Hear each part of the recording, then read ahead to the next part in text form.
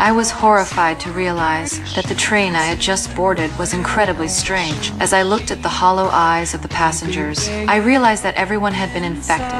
I watched them as they injected the virus into anyone who hadn't been infected. Desperate to find my son, I forced myself to act cold and indifferent. I quickly slipped into the restroom, but a child saw through my disguise. Fortunately, I reacted fast, slamming the restroom door shut. When it opened again, the boy saw me wiping the virus residue off my skin, but in reality I had collected that residue from a trash bin just to make him believe I had already been infected. In the end, I made it out of the train station. My ex-husband was already waiting outside. To avoid suspicion, I kept my face expressionless, but during dinner my boyfriend suddenly called. Thankfully, our relationship was strong enough that we communicated in code and successfully tricked my ex and his family. I found out my boyfriend would pick me up in 2 hours, so after my ex went to work, I quietly slipped into another room. As expected, my son was inside.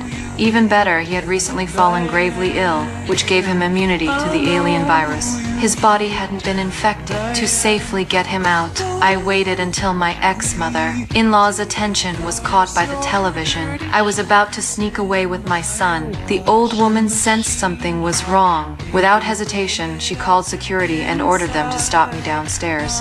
As I rushed out with my son, I was shocked to see my ex-husband, now infected with the virus, spotting me. In a panic, I ran, but as soon as I entered the crowd, I immediately mimicked the blank, emotionless expressions of the infected. The alien virus had already spread throughout the entire city, and pretending to be one of them was my only chance of survival. I made my way through the infected, holding my son's hand tightly. With the pursuers getting closer, I dragged him to a pharmacy. I grabbed a few bottles of stimulants, urgently warning my son that I had been infected by my ex-husband, the virus from completely taking over my body. Just then, my boyfriend called again, telling us to stay put and wait for rescue. But the streets outside were full of infected people. I had to find weapons first. I broke into a security office and grabbed a gun from a dead body and hid inside a supermarket, waiting for the right moment. But after what felt like forever, my boyfriend still hadn't shown up. I was running out of strength. I swallowed a handful of pills trying to stay alert, but I was too exhausted. Eventually, I collapsed on the ground, and I could feel my cells starting to reorganize inside my body.